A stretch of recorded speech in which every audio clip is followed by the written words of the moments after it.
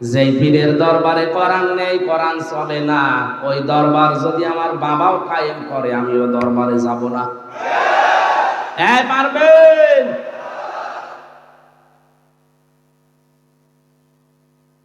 সাথে আর একটা কথা জুড়ে দিলাম,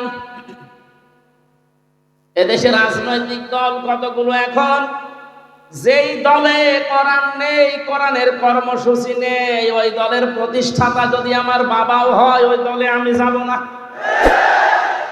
আমি যদি ওখানে থাকি আমাকে গোমরা বানাবে, খারাপ বানাবে, জাহান্নামী বানাবে কে? এত কথা এমনি বলি না, এখনই আপনাকে সংশোধন হওয়া লাগবে। যারা আদর্শ বাংলাদেশে বিশ্ব নবী বাদ দিয়ে অন্য কেউ হয়ে আছে, এখনই সব ঝাঁটা দিয়ে বিদায় করে ফিরে আসা লাগবে। এই তাকবীর দেওয়ার দরকার নাই। রাজি যদি থাকেন, আপনার কথায় যদি আপনি সত্যবাদী হয়ে থাকেন, আল্লাহকে দেখাবেন লিল্লাহে তাকবীর। দেখে তো হাত তোলে নাকি? ওইভাবে তোলা তো সমস্যা, ঠিক আছে। এই ঠিক আছে, হ্যাঁ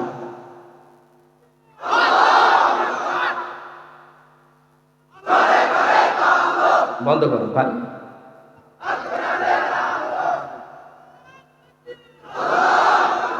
ও আপনারও কথাও কিছু হচ্ছে না, আমারটাও কিছু বলছে আল কোরআনের আলো সংসদে যাও, 53 বছরে জ্বালতে পারে না, এই 1 বছর লাগাতে হবে। আর আমি যেটা বললাম অনেকে হাত তোলেনি, কারণ জানে যে আমি মানতে পারি। এসেছি ওয়াজ শোনার জন্য শুনেছি, তাহলে আমিও এসেছি বলার জন্য বলে চলে যাবো নাকি? এই জন্যই ওয়াজ দেওয়ার দরকার নেই, এই ট্র্যাডিশন তৈরি করার দরকার নেই। আমাদের যদি পরিবর্তন না আসে, কিয়ামত পর্যন্ত এটা হয়েই যাবে আর আমরা শুনিয়েই যাব।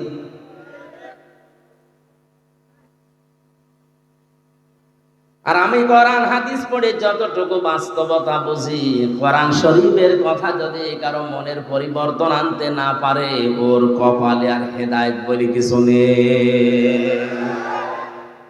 এই কথাটা আমি বানালাম। হ্যাঁ, তিরমিজি শরীফের হাদিস, বিশ্বনবী বলেন মানিত্তাবাআল হুদা বিগাইরিল কোরআন আদাল্লাহুল্লাহ।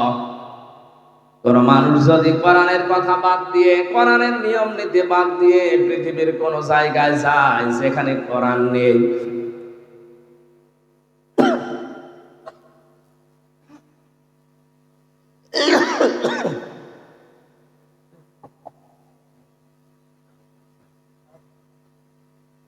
জিকির করে সুবহান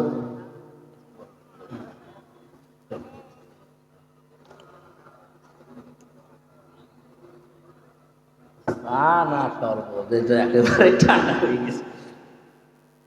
এমন আছে যে রওশনের স্বাদের মতো ঠান্ডা হয়ে গেছে, আর জীবন যাপন কিছু নেই।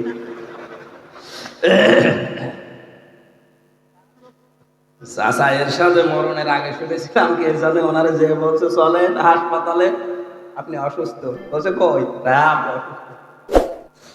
জোর করে হাসপাতালে ভর্তি করে বলছে বলেন যে আমি অসুস্থ, বলছে না আমি অসুস্থ না।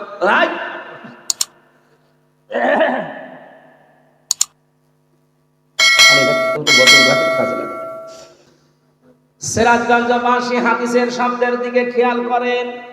নবীজি জানিয়েছেন কোরআন এবং হাদিসের কোন শব্দ নিয়ে কেউ যদি চিন্তা ভাবনা করে, বোঝার জন্য চেষ্টা করে, 500 রাকাত নফল নামাজের সওয়াব হয়।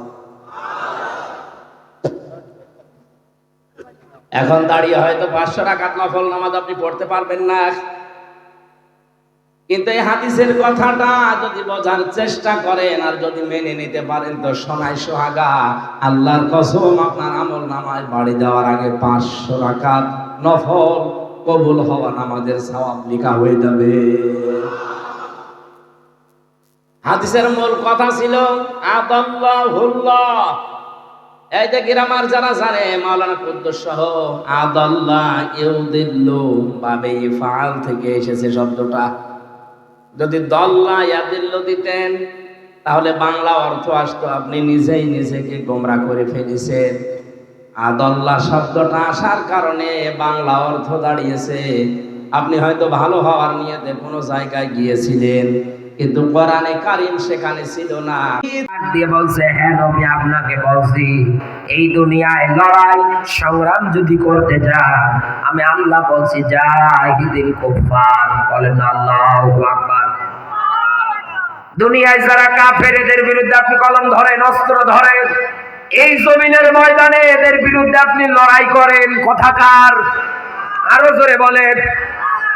নবীজি তার 63 বছর জিন্দেগিতে কোন কাফের, কোন বেঈমানের সঙ্গে আপোষ করেন নাই।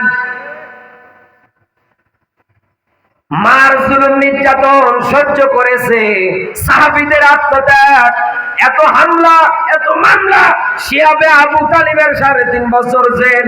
নবীজি কোনদিন কোন কাফেরের কাছে আপোষ করেন নাই, বরং ভালোবাসা দিয়ে তার মাঝে দিন ঢুকিয়ে দিয়েছে। সুবহানাল্লাহ বলতে পারে না?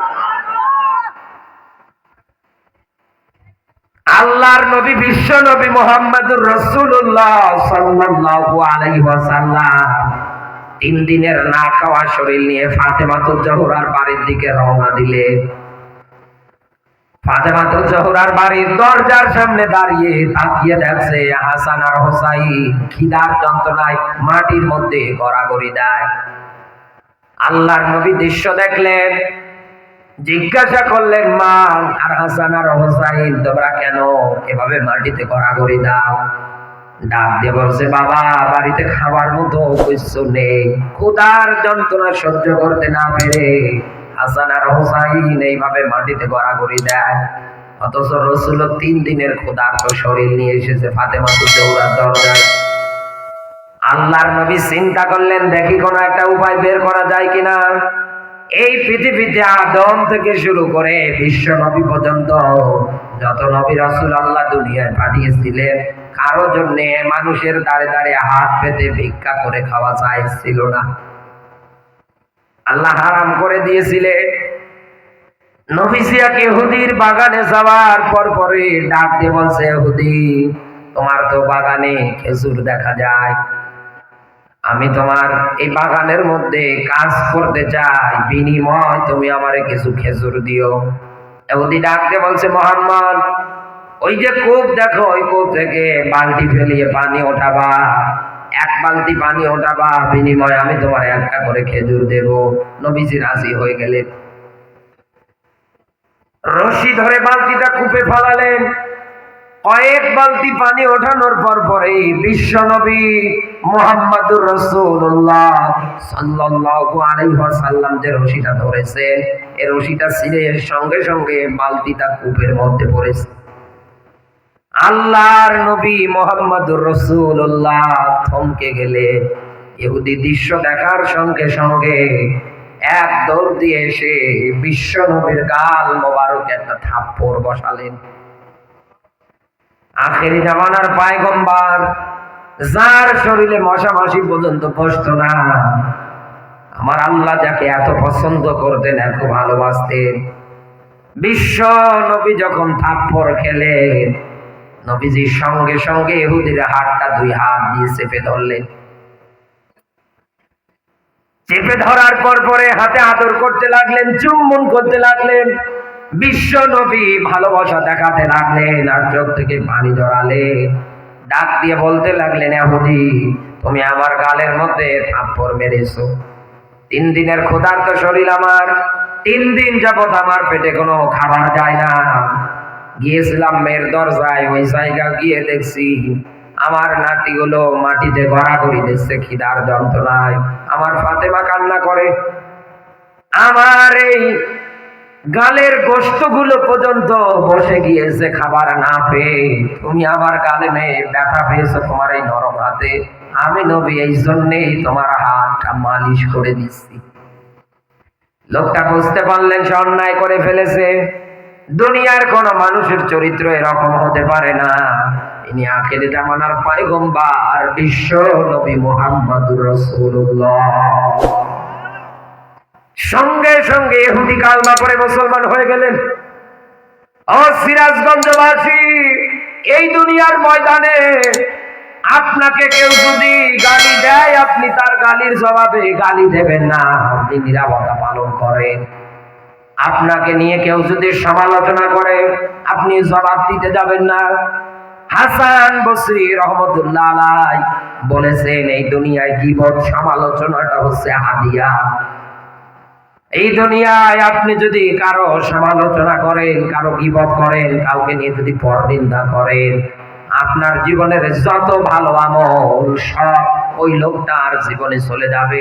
ওই লোকটার জীবনের যত বদ আমল, যত খারাপ আমল, ওইগুলো আপনার আমলনামায় আসবে। আল্লাহর নবীর এই ঘটনা থেকে এটাই শিক্ষা, ভালোবাসা দিয়ে মানুষের মন জয় করে দ্বীনের দাওয়াত আপনাকে দেওয়া লাগবে। মার খেলেও আন্দাজে আপনাকে সহজে প্রতিবাদ করা যাবে না, ভালোবাসা দেখান। কথা বলে না কেন? অথচ আমরা রেগে যাই, আমরা মন খারাপ করে ফেলি।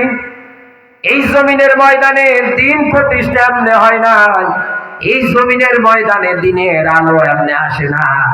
এই দুনিয়ায় হাজারো মানুষের এরকম ত্যাগ, হাজারো মানুষের প্রচেষ্টার মাধ্যমে এই জমিনে দিন এসেছে। রাত গভীর হয়ে যাচ্ছে, আমি আপনার মাঝে বেশি ব্যাখ্যা করছি না। নবীজির উপরে আল্লাহর এই ডাক মানা যেমন ফরজ, আমরা তো তার উম্মত, আমাদের উপরেও ফরজ। নবীকে আল্লাহ জানাচ্ছেন, দুনিয়ায় যারা কাফের আছে এদের বিরুদ্ধে আপনি লড়াই করেন, সংগ্রাম করেন। কারণ এই দুনিয়ায় কাফের যারা, এরা এই দুনিয়ায় ইকামতে দিন, কোরআনের রাষ্ট্র গঠনের সবচাইতে বড় শত্রু। সিরাজগঞ্জবাসী কোরআন হাদিসের বাস্তব ব্যাখ্যা বের করে আমাদেরকে ভালো করে এই জায়গায় জানা লাগবে, দুনিয়ায় প্রকৃত কাফের কারা। আমি তো এনাকে আন্দাজে কাফের ফতোয়া দিতে পারবো না, কথা বলে না। আমি তো আন্দাজে আপনাকে কাফের ফতোয়া দিতে পারবো না, আমি তো এনাকেও দিতে পারবো না। আমি তো যে